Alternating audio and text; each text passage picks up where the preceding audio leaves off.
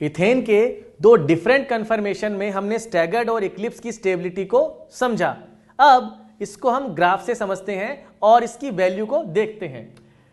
Energy difference between extreme of ethane is 12.5 kilo joule per mole. इसका मतलब है कि इथेन के जो दो एक्सट्रीम हमने बनाए थे, इक्लिप्स्ड और स्टैगर्ड, उनमें एनर्जी का डिफरेंस होता है 12.5 किलो जूल पर मोल, और ये एक इंपॉर्टेंट वैल्यू है, ये आपको ध्यान रखनी है। इसके बाद अगर इसका ग्राफ दिया हो तो उस ग्राफ से हम कैसे पहचानेंगे कि कौन सा इसके अंदर इक्लिप्स्ड है और कौन सा स्टैगर्ड है? बहुत ही आसान है। जब हमने यहां पर ड्रॉ किए थे स्ट्रक्चर्स को, अलग अलग कन्फर्मेशन को इथेन के, तो वहां हमने कहा था इक्लिप्स की स्टेबिलिटी कम है और स्टैगर्ड की स्टेबिलिटी ज्यादा है, और बार बार रिपीट करने पे वही आ रहा था। तो इथेन का ये ग्राफ देखिए जो बहुत ही आसान है। यहां पर देखिए सबसे पहले 0 डिग्री, ये एनर्जी है। हमें पता है जिस सिस्टम की एनर्जी ज्यादा होती है उसकी स्टेबिलिटी कम, और जिसकी एनर्जी कम होती है उसकी स्टेबिलिटी ज्यादा। तो इथेन में इस तरह से ग्राफ में अलग अलग पॉइंट बने हुए हैं। ये दो एक्सट्रीम पॉइंट है, एनर्जी का डिफरेंस है 12.5 किलो जूल मोल इनवर्स यानी कि पर मोल, और इसके बाद देखिए ये दो एक्सट्रीम है, तो इसकी स्टेबिलिटी, क्योंकि एनर्जी कम है तो ये मैक्सिमम स्टेबल है, ये मिनिमम स्टेबल है। इसी तरह से एनर्जी के ग्राफ दिए हुए हैं। तो मुझसे पूछा जाए कि ये कौन सा कन्फर्मेशन है, तो मैं कहूंगा ये है इक्लिप्स्ड, ये है स्टैगर्ड, इक्लिप्स्ड, स्टैगर्ड, इक्लिप्स्ड। इसी तरह से जिसकी एनर्जी कम है उसकी स्टेबिलिटी ज्यादा, वो होता है जिसकी एनर्जी कम है, जिसकी स्टेबिलिटी ज्यादा वो स्टैगर्ड, और जिसकी एनर्जी है इक्लिप्स्ड यानी कि जो कम स्टेबल है उसकी एनर्जी क्या हो जाएगी? ज्यादा। इथेन के अंदर यही पॉइंट हमसे पूछे जाते हैं। इसके बाद अगर हमारे सामने ब्यूटेन के अलग अलग कन्फर्मेशन दिए हुए हों तो उनका हम नाम कैसे पहचानेंगे और फिर देखेंगे उनकी स्टेबिलिटी का ऑर्डर। यहां पे आपके सामने एग्जाम में जब क्वेश्चन आता है तो आपको इस तरह से अलग अलग फॉर्म बनी हुई रहती है या इनके नाम दिए जाते हैं। तो कन्फर्मेशन के अंदर ये ब्यूटेन है और इस ब्यूटेन के अलग अलग कन्फर्मेशन आपको दिए गए हैं। अलग अलग कन्फर्मेशन जब आपको दिए जाते हैं ब्यूटेन के अंदर, तो ब्यूटेन में ध्यान से देखिए, सबसे पहला जो कन्फर्मेशन बना हुआ है इसके अंदर आगे वाला कार्बन और पीछे वाला कार्बन, यहां पर दोनों बॉन्ड पैरेलल हैं। इसके बाद 60 डिग्री से रोटेट करके दिखाया गया है। ये इसमें और इसमें जब आप कंपैरिजन करेंगे तो आपको नजर आएगा कि ये जो पीछे वाला कार्बन है इसको 60 डिग्री से रोटेट किया है, उसके बाद फिर 60 डिग्री, फिर 60, फिर 60 और फिर 60 और वापस रिपीट। पहली बात यह है कि क्या ये ड्रॉ करने पड़ते हैं? जी नहीं, हमें तो ड्रॉ लिखे हुए रहते हैं प्रिंटेड फॉर्म में, तो हमें ये ड्रॉ नहीं करने हैं, पर हमें इनको समझना है। समझना कैसे है कि बात यह है कि 60 डिग्री से रोटेट क्यों किया। 60 डिग्री से रोटेट करने पर ये सिस्टम, ये CH3 जो है ये बिल्कुल एक तरह से बीच में आ गया है। तो यहां पर जो स्ट्रेन मैक्सिमम थे यहां वो मिनिमम हो चुके हैं। तो मैक्सिमम और मिनिमम रखने के लिए 60 से रोटेट किया जाता है। अब देखिए इनके नाम, यहां पर ये बॉन्ड बिल्कुल आमने सामने हैं, कवर कर रखे हैं, इसलिए इसे कहा जाता है इक्लिप्स्ड फॉर्म। सुनिए ध्यान से, यहां पर ये आमने सामने नहीं है तो ये इक्लिप्स्ड नहीं है, ये भी इक्लिप्स्ड है क्योंकि आमने सामने है बॉन्ड, ये इक्लिप्स्ड नहीं है, ये भी इक्लिप्स्ड है और ये नहीं है। तो अब ध्यान से देखिए, इसे भी इक्लिप्स्ड कहा है, इसे भी इक्लिप्स्ड कहा है, लेकिन ये दोनों एक जैसे नहीं हैं। यहां पर जो सबसे बड़े ग्रुप हैं, जो मेन ग्रुप हैं, उन्होंने कवर कर रखा है, वो आमने सामने है। तो इथेन में एक ही टाइप का इक्लिप्स था, एक ही टाइप का स्टैगर्ड था, कोई समस्या नहीं थी। लेकिन यहां पे इक्लिप्स्ड भी दो तरह के आ गए हैं। तो जिसमें मेन ग्रुप आमने सामने है उसे कहा जाता है फुली इक्लिप्स्ड, और यहां पर भी इक्लिप्स्ड है पर सबसे बड़े या मेन ग्रुप आमने सामने नहीं है, इसे कहा गया है पार्शियल इक्लिप्स्ड। इसके बाद देखिए यहां पे सबसे बड़े और मेन ग्रुप 180 डिग्री पे है। जब 180 डिग्री पे होते हैं तो उसे कहा जाता है क्या? एंटीफॉर्म, एंटीफॉर्म या स्टैगर्ड फॉर्म। तो इस तरह से हमने 3 नाम सीख लिए। अब लौट के आते हैं सेकंड पे। सेकंड को ध्यान से देखा, ना तो बॉन्ड बिल्कुल आमने सामने पैरेलल, मतलब ना ही तो कवर कर रखा है और ना ही मेन ग्रुप 180 पे है। तो ना ये इक्लिप्स्ड है, ना इसे हम एंटी या स्टैगर्ड कहेंगे, इसे कहा जाता है गॉश फॉर्म। तो इन चारों का नाम फिर से देखिए, यहां पे कवर्ड है तो इक्लिप्स्ड, मेन ग्रुप ने कवर कर रखा है तो फुली इक्लिप्स्ड। यहां पर ना ये कवर कर रखा है, आमने सामने नहीं है, 0 डिग्री पे नहीं है, ना ही 180 पे है, तो ये गॉश। यहां कवर कर रखा है तो इक्लिप्स्ड है, लेकिन सेम ग्रुप नहीं है, मेन ग्रुप नहीं है, तो पार्शियल। यहां पर स्टैगर्ड, और ये फिर से रिपीट हो गया, इसे कहेंगे पार्शियल इक्लिप्स्ड, और इसे कहा जाएगा, देखेंगे ध्यान से, तो गॉश। क्योंकि ये रिपीट हो गए हैं इसलिए इनका नाम हम नहीं लिख रहे। तो इस तरह से हमने इनका नाम सीखा, और इसके बाद हम देखेंगे इनकी स्टेबिलिटी का ऑर्डर। अभी हमने ये देखा कि अगर हमें ब्यूटेन के अलग अलग केसेस दिए जाएं तो उनका नाम हम किस तरह से लिखेंगे। जैसा हमने समझा, इसे कहेंगे fully eclipsed, gosh, partial eclipsed, staggered, और ये रिपीट हो गए पार्शियल इक्लिप्स्ड और गॉश। अब इसमें यह पूछा जाता है कि इनकी स्टेबिलिटी का ऑर्डर बताइए। तो स्टेबिलिटी का ऑर्डर पहचानना बहुत ही आसान है। सबसे पहले हम ये देखेंगे कि इसमें 4 डिफरेंट कौन कौन से अरेंजमेंट है। ये स्टार्टिंग वाले 4 डिफरेंट है, 5 और 6 रिपीटेड है। तो हम 1 से 4 को कंपेयर करते हैं, बहुत ही आसान है, सिंपल। देखिए यहां पे हमें नजर आ रहा है कि ग्रुप पास पास है, यहां दूर है, यहां पास है, और यहां पर ग्रुप्स हैं दूर। तो जहां पर ग्रुप्स आपस में दूर दूर हैं तो सीधी सी बात है उन मॉलिक्यूल में रिपल्शन कम होगा, तो उनकी स्टेबिलिटी क्या हो जाएगी, ज्यादा। तो यहां पे हम कह सकते हैं कि सेकंड और 4 यानी गॉश और स्टैगर्ड में जिस तरह से बॉन्ड और ग्रुप दूर हैं और इक्लिप्स्ड वाले केस में ये पास हैं।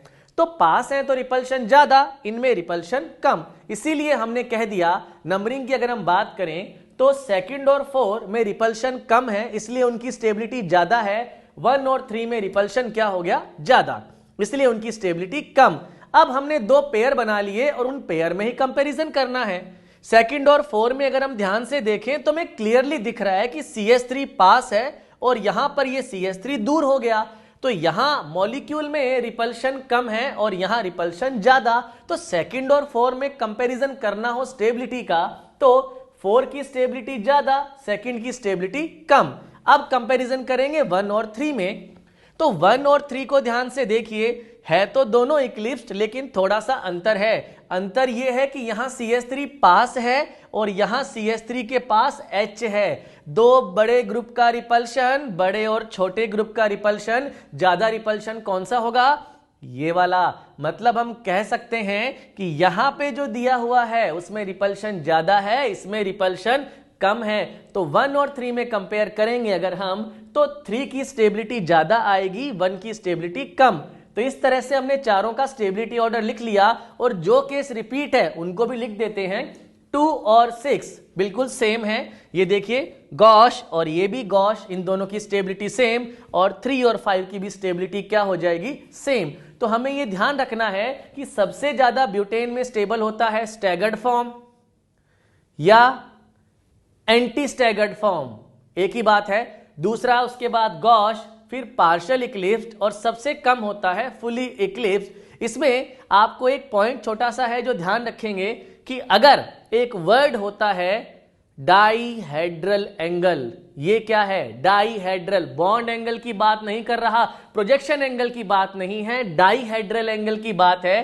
तो देखिए यहां पर ये जो CH3 है और ये वाला CH3, कहने का मतलब आगे वाले कार्बन का बॉन्ड और पीछे वाले कार्बन का बॉन्ड, इनके बीच में यहां पर जो एंगल नजर आएगा उसे कहते हैं डाईहेड्रल।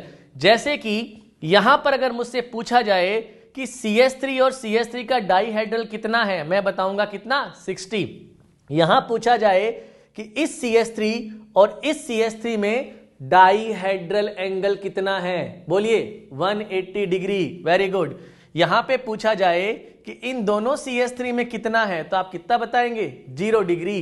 तो याद रखिए डाईहेड्रल एंगल जो है वो प्रोजेक्शन एंगल या बॉन्ड एंगल नहीं होता है। डाईहेड्रल एंगल आगे वाला कार्बन और पीछे वाले कार्बन के जो बॉन्ड हैं उनके बीच में इस तरह से न्यूमैन में जो हम एंगल देख पाते हैं या कोशिश करते हैं पहचानने की, वो होता है डाईहेड्रल एंगल। अगर ब्यूटेन में मुझसे एनर्जी का ऑर्डर पूछा जाए, मतलब पोटेंशियल एनर्जी, तो वो ऑर्डर इसका रिवर्स हो जाएगा, यानी कि सबसे ज्यादा पोटेंशियल एनर्जी किसकी मानी जाएगी? फुली इक्लिप्स्ड की। उससे कम पार्शियल, उससे कम गॉश और उससे कम स्टैगर्ड।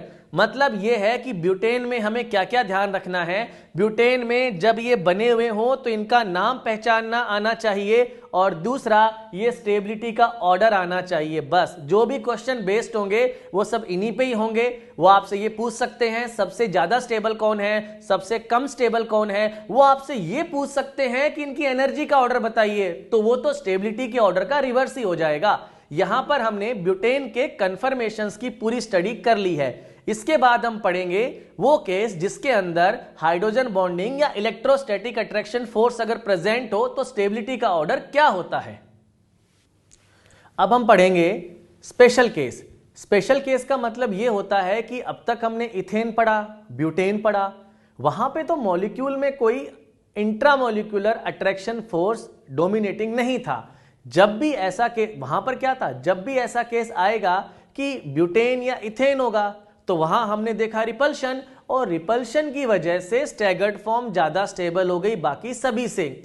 अब एक बात समझिए कि इसका मतलब क्या होता है कि जब हम कहते हैं कि कोई भी दो मॉलिक्यूल हैं, उसकी ए और बी में से अगर हम कहते हैं कि ए फॉर्म ज्यादा स्टेबल है, तो देखिए इसका मतलब यह होता है कि जब भी कहीं पर भी ए और बी जो उसकी दो फॉर्म है अगर वो सामने गिवन है आपके, तो जो फॉर्म आपके सामने ज्यादा एग्जिस्ट करेगी उसे हम ज्यादा स्टेबल बताते हैं। मान लीजिए किसी मॉलिक्यूल के एक्स और वाई दो फॉर्म में एग्जिस्ट करता है और हमें एक्स फॉर्म हमको ज्यादा दिखाई दे रही है, तो हम लिखते हैं कि ये ज्यादा स्टेबल है। ऐसा ही होता है इथेन और ब्यूटेन में। ब्यूटेन की स्टैगर्ड फॉर्म या एंटी फॉर्म हमें ज्यादा दिखाई दे रही है तो उससे हमने ज्यादा स्टेबल बता दिया। लेकिन अगर मॉलिक्यूल में कोई इंट्रामोलिकुलर अट्रैक्शन फोर्स आ जाए, इंट्रामोलिकुलर अट्रैक्शन फोर्स का मतलब यह है कि वो मॉलिक्यूल जब रोटेशन कर रहा है और किसी एक फॉर्म में अट्रैक्शन आ जाए तो फिर क्या होगा। तो समझिए कि अगर इंट्रामोलिकुलर अट्रैक्शन फोर्स यानी कि हाइड्रोजन बॉन्डिंग या इलेक्ट्रोस्टैटिक अट्रैक्शन फोर्स किसी मॉलिक्यूल में प्रेजेंट है, तो हम ये कहते हैं कि उसकी गॉश फॉर्म बाकी फॉर्म से ज्यादा स्टेबल हो जाती है। देखिए तीन तरह की फॉर्म होती है, इक्लिप्स्ड, स्टैगर्ड और गॉश। इक्लिप्स्ड के अंदर बॉन्ड बिल्कुल पैरेलल होते हैं और वो इतने ज्यादा रिपल्सिव सिस्टम चलता है कि प्रैक्टिकली ये देखा गया है इक्लिप्स फॉर्म एग्जिस्ट ही नहीं करती। प्रैक्टिकली इक्लिप्स फॉर्म बहुत कम एग्जिस्ट करती है। जो फॉर्म एग्जिस्ट करती है वो स्टैगर्ड या गॉश फॉर्म है। ब्यूटेन में स्टैगर्ड फॉर्म ज्यादा एग्जिस्ट करती है। अब देखिए यहां पर ये दो फॉर्म आपके सामने बनी हुई है। यहां पर ये गॉश फॉर्म में प्लस और माइनस में अट्रैक्शन फोर्स हो गया, तो अब ये स्टैगर्ड फॉर्म में नहीं या बिल्कुल कम कन्वर्ट होगा। इक्लिप्स्ड में रिपल्शन बहुत ज्यादा होता है, टॉर्शनल स्ट्रेन और स्टेरिक स्ट्रेन इतना ज्यादा है कि कोई अट्रैक्शन फोर्स नहीं रह सकता, मेंटेन नहीं कर पाता। लेकिन जैसे ही गॉश फॉर्म में कन्वर्ट हुआ और रिपल्शन कम हुए तो यहां ये इलेक्ट्रोस्टैटिक अट्रैक्शन फोर्स ने इसको फॉर्म कर लिया, तो यहां पे इसका फॉर्मेशन ज्यादा, और जिसका फॉर्मेशन ज्यादा उसे हम कहते हैं मोर स्टेबल।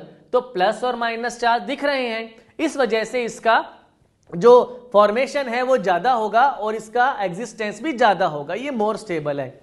इसी तरह से ये OH दिया है और यहां H है, G, OH की जगह G क्या हो सकता है? G मान लीजिए F है, फ्लोराइड है, या फिर यहां जो एग्जाम्पल दिए वो हो सकते हैं।